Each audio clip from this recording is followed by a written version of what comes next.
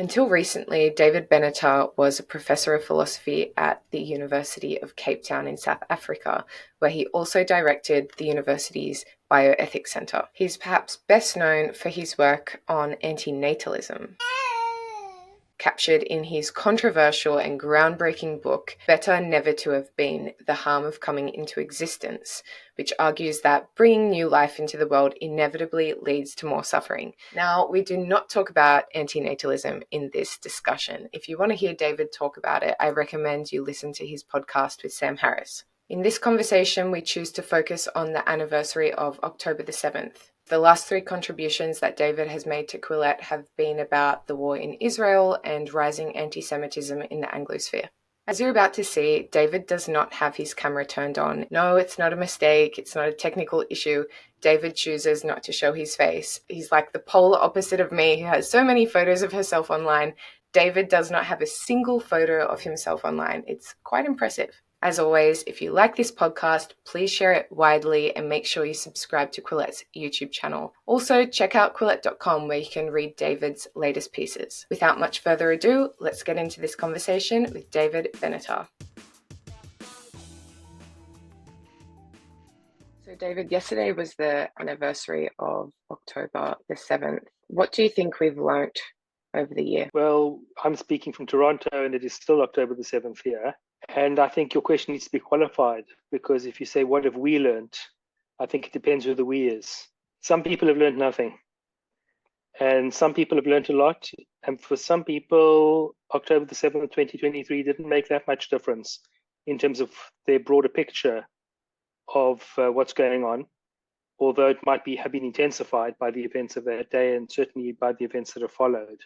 So I think a lot depends on who the we is. I guess in the big scheme of things, in the history of the world, does October 7th really matter, or was it just a blip in the timeline?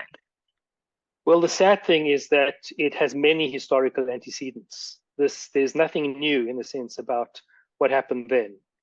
But every time it happens, some people wonder, how is it happening again? Has nothing been learned from the past? And many people have not learned from the past. Other people do, but it's hard to know what exactly to do with this. I think many people today think the Jewish persecution started and ended with the Holocaust, anti-Jewish persecution. But in fact, the Holocaust was at the time a culmination of centuries, really millennia of persecutions, of expulsions, of murderous activities, rampages, raping, pillaging, massacres, other forms of discrimination, religious intolerance. There's just a very, unfortunately, rich history of this. And we saw more of it on October the 7th, 2023. So it has many historical antecedents. And would you say that Jews in particular have had a more tumultuous and difficult history than other groups of people? I never know how to make those comparisons, and I think there's something invidious often about these comparisons when it enters into a victim Olympics, as it's sometimes called. I think there is no shortage of injustice in the world. Lots of people and peoples have suffered from injustice, and it would be an odd distinction to be the worst, whatever the worst might be. In some ways, it's the longest. It's been referred to sometimes as the longest hatred, because the Jews have just been around for so long. But I wouldn't want to make any claims about uniqueness or unique severity. I just don't even think we need to enter into that kind of terrain. We need to see it for what it is. We need to see other forms of hatred for what they are, and we need to be opposed to all of them. It is strange, though, don't you think, that, Jews have been around for a long time, but have Zoroastrians, for example. Zoroastrians have been persecuted. They still practice to some extent in Iran and India, Pakistan. Why is it that Jews, they're a small group of people, they're a minority? Why does such a small minority of people have such an influence today?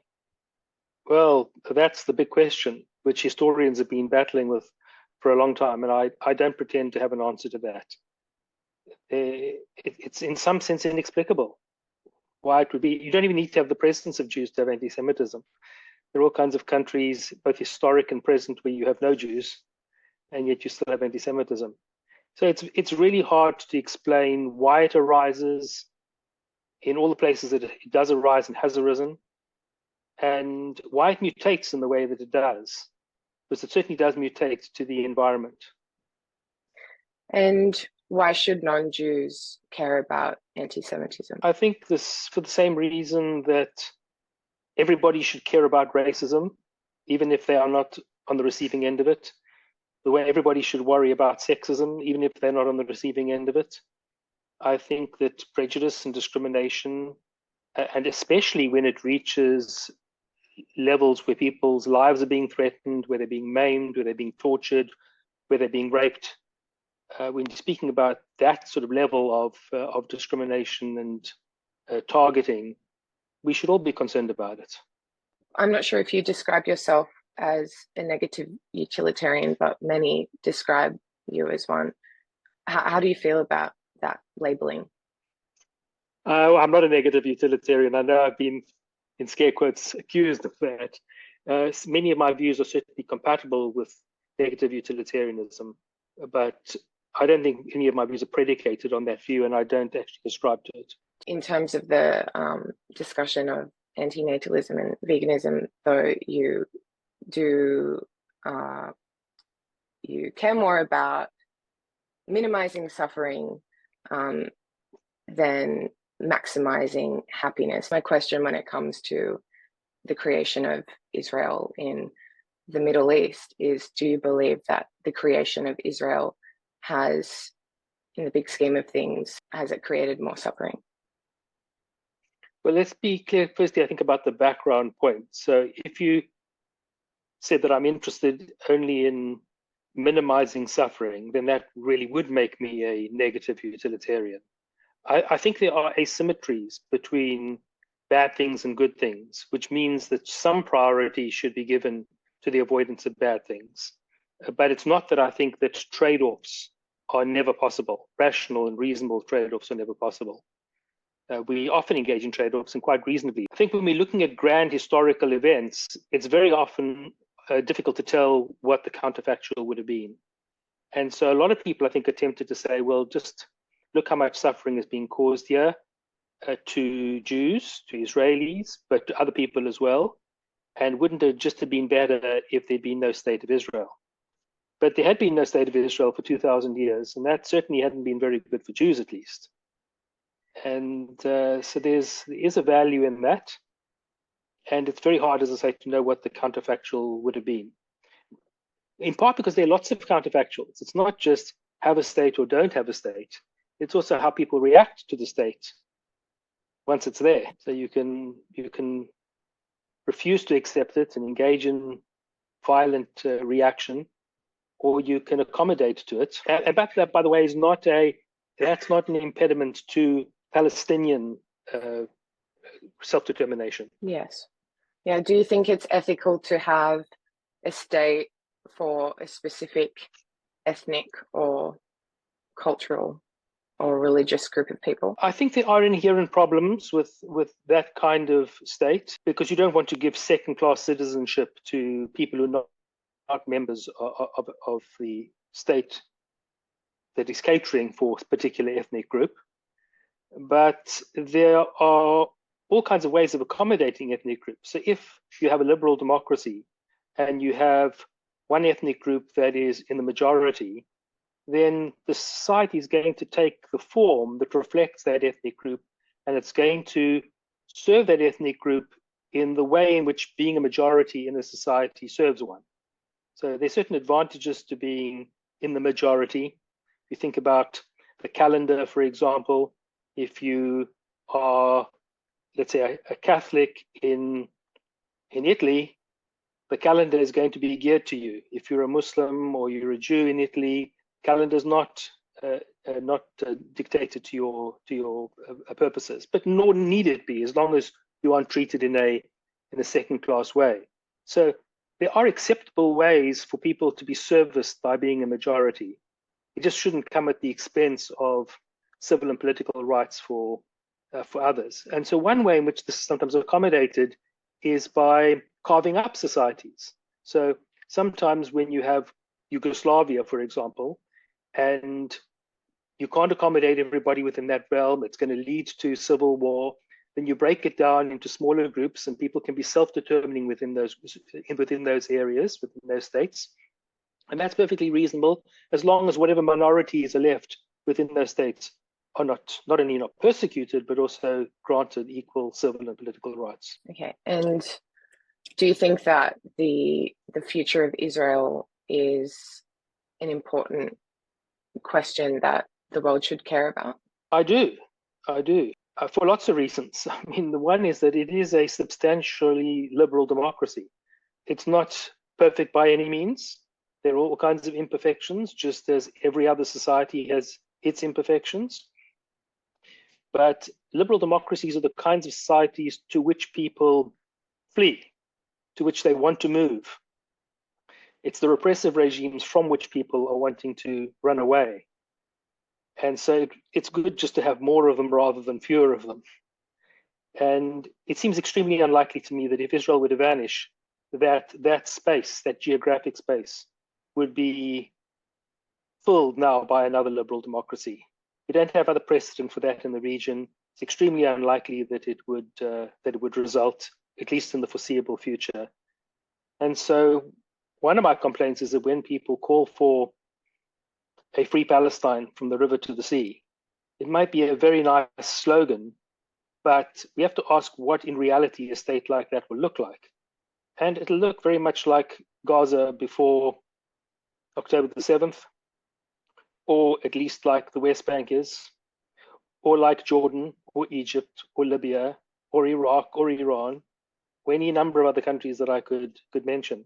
And that doesn't look to me like it's a step forward. Is there an argument that we're looking at this issue through very Western eyes, and that perhaps some cultures or groups of people simply don't want to live in a liberal democracy?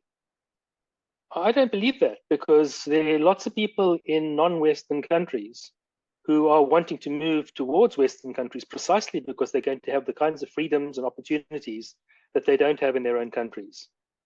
Now, a certain amount of migration is possible, but it's not possible to accommodate all the people in the repressive regimes, not least because the repressive regimes have the largest populations. Most human beings in the world live either in unfree or only partially free states. And so it'd be much better if those states were to become free. And I think that would be what is good for and what most people in those countries want. There may be repressive elites that want something different, but that's precisely because they have the power. The people in those countries generally don't want that. And in general, what do you think is the best way to motivate these illiberal nations to become liberal and democratic? Oh, that's a very hard thing to do. I think to bring about that kind of change is often impossible. I certainly don't think invading them and trying to bring about change is the way to do it. So when the US invaded Iraq to bring about regime change, or at least that was a claim they made about why they were invading. And if it were the real motivation, it wouldn't be a good motivation, because as we saw, all it really did was make things worse in many ways. And the same would be true if the Western world tried to invade North Korea or China. It would very likely not make things better. So what we should do really is give the support that we can to the more liberal elements within those societies, try and coax them along. But I don't think this is something that can easily be done at all. Would you say that South Africa is a liberal democracy? In name, yes, it's one of the ones. It also has its own imperfections, many imperfections. But yes, since 1994, it's had a liberal constitution, and it is a democracy. Everybody is allowed to vote. That's not to say that minorities aren't in some ways treated differently from the majority. And it's not to say that South Africa has its imperfections. But for now, it's a liberal democracy. I'm not sure in what direction it's heading, but for now it is. How would you describe South Africa's relationship with Israel? Well, it's appalling at the moment. Uh,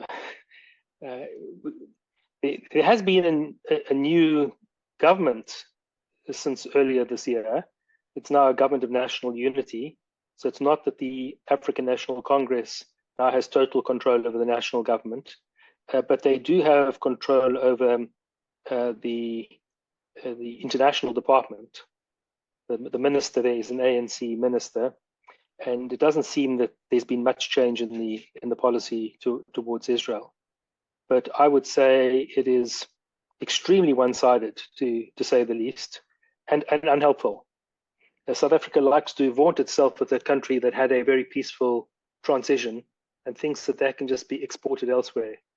But I just think that is ignoring all kinds of differences between the South African situation and the one that operates in the Middle East. And whatever role they might be able to play would be better played if they were more of an honest broker rather than being as partisan as they are. Obviously, Israel is often compared to, apartheid South Africa. What do you have to say about that? Well, a lot of work has been done about that. I think within the so-called Green Line, that is to say the pre-Six-Day War borders, that is utterly false. I think in the West Bank, there is a more complicated story because you do have Israeli citizens there who have the entitlements of citizenship in Israel, but they're living in the West Bank, whereas Palestinians do not have the entitlement to Israeli citizenship. It's more complicated in East Jerusalem, where they were offered, and many of them have not accepted citizenship. But the West Bank is a more complicated story. Of course, Gaza, after the withdrawal of Israel, it was a separate case entirely, because there Palestinians could have established their own state, de facto have their own state, and could in fact have lived in harmony with Israel, but they didn't. Is any violence towards Israel justified or ethical? When is it okay to use violence? Well, that is another big question. I don't think I can answer it readily, but I don't believe that Palestinian rejectionism of Israel is a basis for violence. Now, I don't want to suggest that the fault lies all on one side. One of my early Quillette articles explained the dynamic in which you have parties reacting to one another, and the reactions are not always entirely appropriate given what they're reacting to. Human beings are complicated. They often overreact. They misunderstand. They live in fear, and so they react on the basis of the fears. And all of these things mean that blame is not going to lie entirely on one side. But I do think that more of the blame lies on the side of those who want to reject Jews having a state in part of mandatory Palestine. I think that it's a small piece of land, but there could be states for both peoples. And there have been offers for a Palestinian state, which have been repeatedly rejected. And that, I think, removes any basis, if there was one, for violent reaction. So if you're dealing with a deeply repressive state that offers you no alternatives to violence, then maybe certain forms of violence are going to be justified. But when you do have alternatives, when you're being presented with alternatives, I think the case for violence evaporates. Would you say that being pro-Israel is one of the biggest taboos in academia? Yeah, I think at the moment it's hard to be a Zionist, hard to come out in defense of Israel. Certainly in the Anglophone world, I can speak with less authority about other parts of the world, but I think there's much more reticence about expressing those views, and it varies from society to society. So it's harder in South Africa than it is, for example, in the US. But even in the US, there are risks to declaring oneself a Zionist, or even just to being identified as a Jew on campus. I can't get over how when you have a conflict between two societies, and one is a substantially liberal democracy, and the other is a repressive theocracy, that you can have people in the West sympathetic to the repressive theocracy. It's one thing to identify flaws on both sides. I can see why you would do that. But in any conflict, you're going to be able to find flaws, even with the side that's in the right. If you look at the Second World War, for example, you can find innumerable things that the Allied forces did that they shouldn't have done. Lots of grounds for criticism. But if the conclusion that you draw from this is that you're going to support the Nazis rather than the Allies, then you've lost the plot. You've gone off track. And that's the kind of thing that I think is going on here. It's not that measured and appropriate and balanced criticism of Israel is inappropriate. It's entirely appropriate, just like it's appropriate elsewhere. But when you end up supporting the kind of regime that they are supporting, I just think they indicated their complete moral bankruptcy. Well, a lot of this is to do with, for lack of a better word, woke ideology, right? That today a lot of people, especially young people, simply root for the underdog, and whoever seems like the most disadvantaged team, they will support, regardless of any other factors. I think there is that kind of simplistic thinking. There are also complex questions, of course, here about who is the underdog. It's very easy to see the Palestinians as the underdog because they don't have the military might. When they try to inflict damage on Israel, the success of October the 7th is a rare success for them. Usually they just completely outgunned, as it were.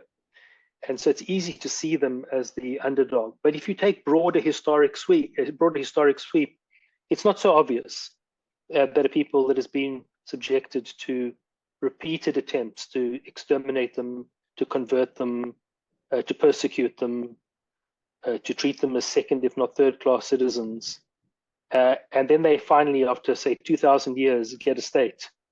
You can understand a little better why they will want to hold on to that and why they will want to use the power that they have to protect themselves.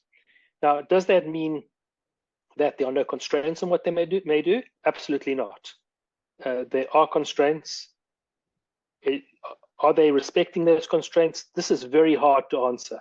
One of the points that I've made in Quillette pieces and elsewhere is that to know whether a particular strike in a war is proportionate, you need to know a lot of information that is available to military commanders and in the IDF to their lawyers that are approving particular strikes or disapproving of particular strikes. You need to have a lot of information at your fingertips in order to make those judgments. Now, these matters can come out forensically in an impartial judicial process, but armchair commentators sitting abroad who don't know those details can't leap to the conclusion that these are disproportionate acts. And you certainly can't do it on the basis of the relative number of casualties on either side.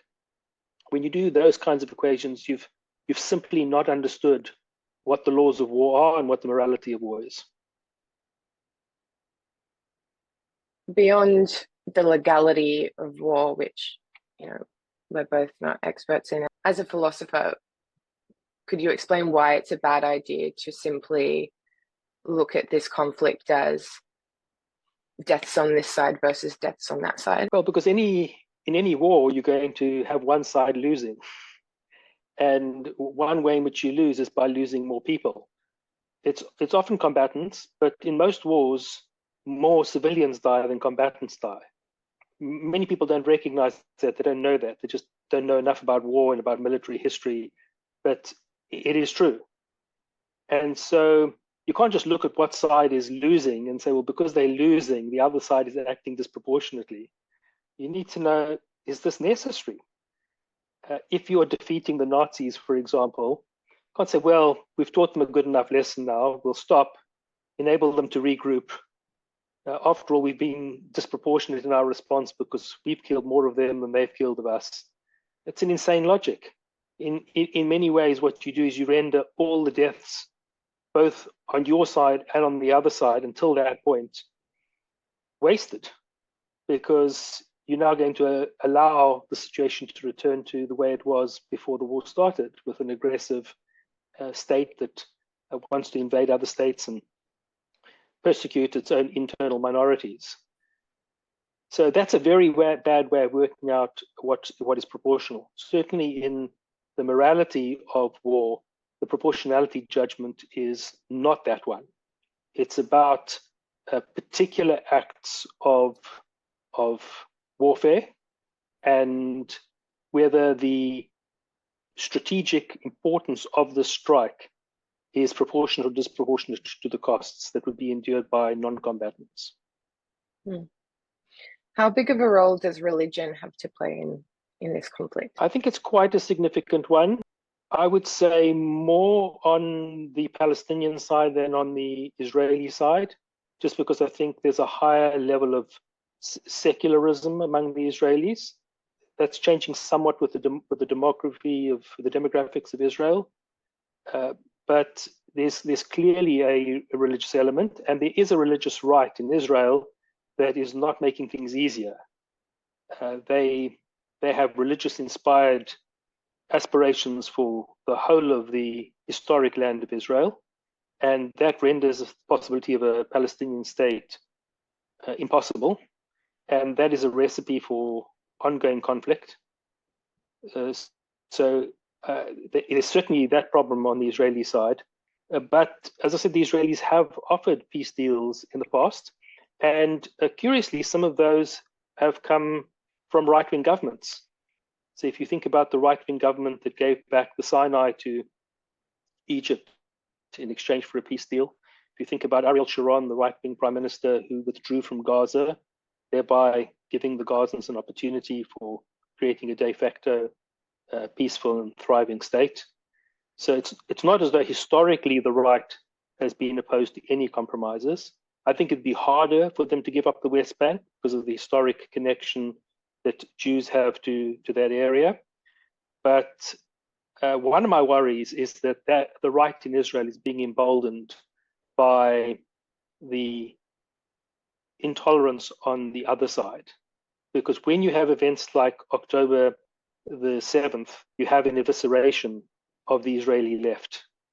More Israelis come to the view that it's not possible to live side by side with people who are going to engage in these kinds of activities.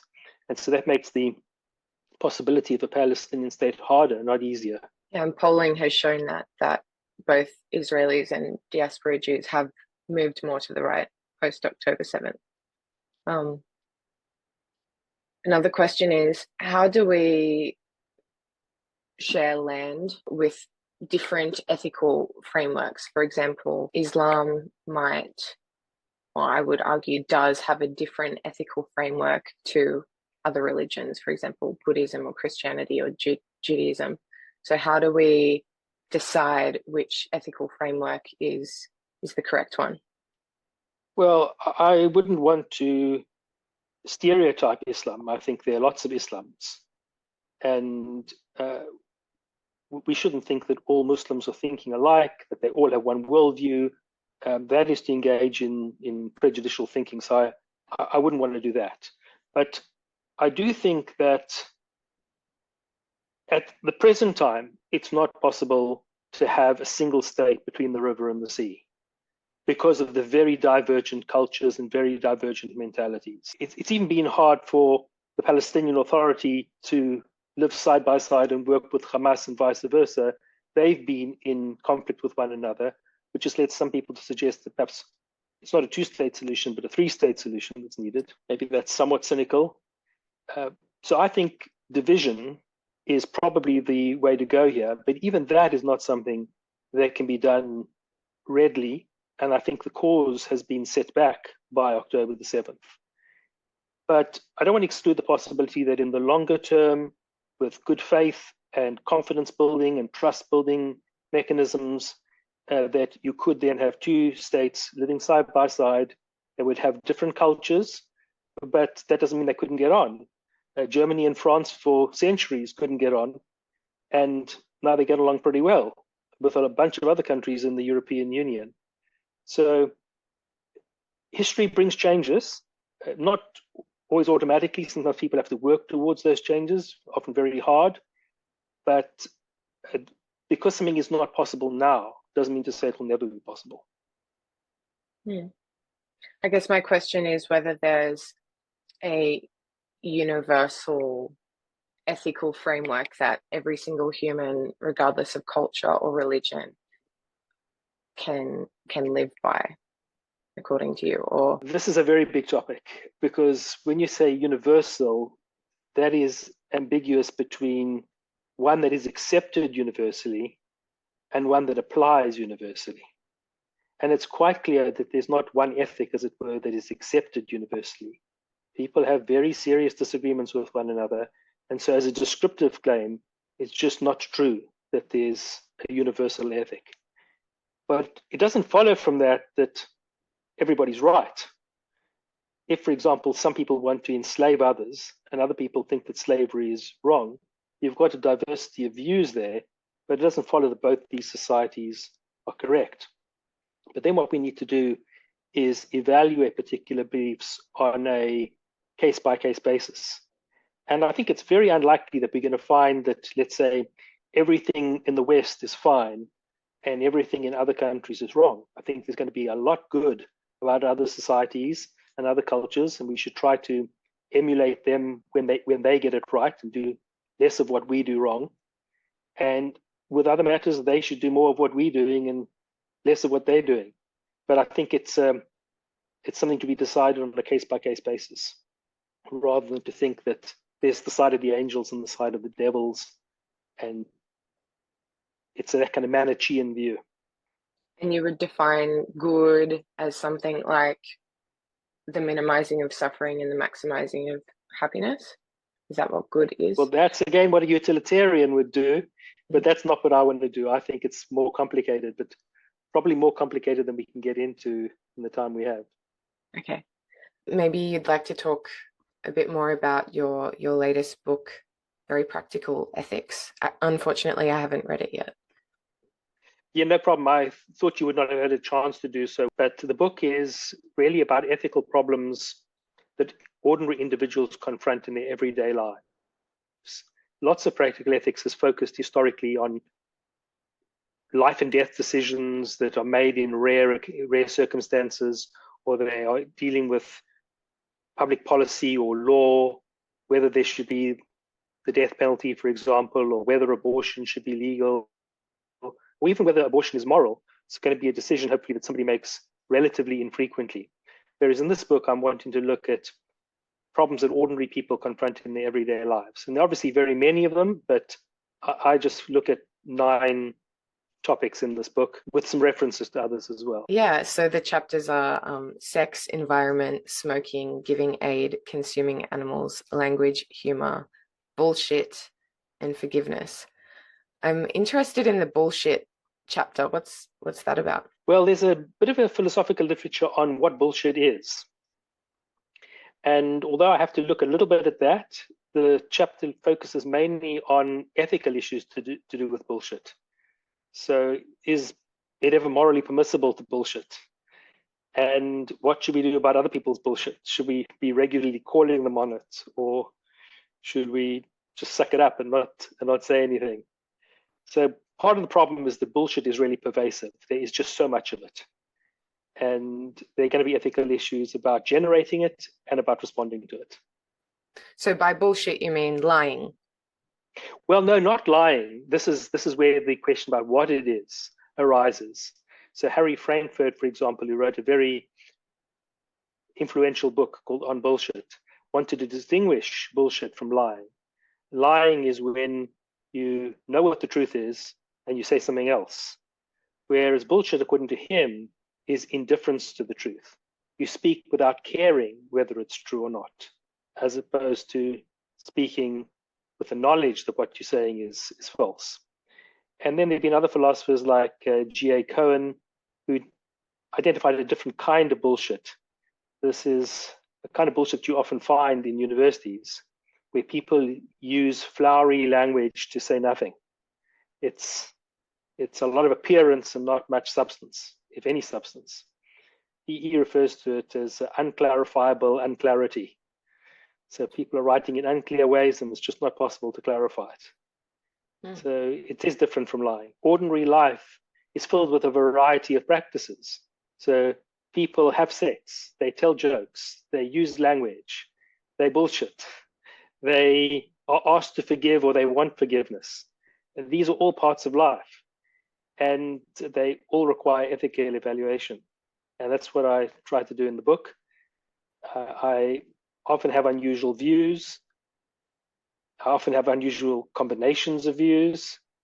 So I would just recommend that people pick up the book, and they can read it in any order that they like. So I've written the chapters in a way that you could just dip in and read any one. They're more or less freestanding. There's occasionally a reference from one to another. There's also an introduction and a conclusion to the book, the introduction where I set everything up, and then the conclusion where I draw some common threads together, some common themes, and do some comparative work as well. That any of the substantive chapters on a particular topic could be read in isolation. Great. And are you still thinking a lot about antinatalism, or is there another sort of ethical question that occupies a lot of your brain space? Well, I'm thinking about lots of different issues.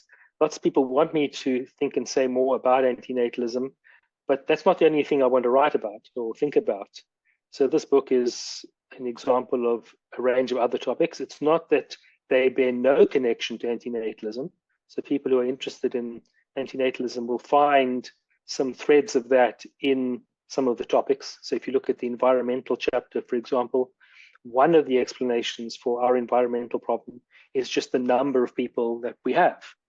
Another is the level of emissions per capita, but the number of people is certainly an important variable. So the antinatalists will have something there that they'll be interested in, but hopefully they'll be interested in the other issues as well in their own right.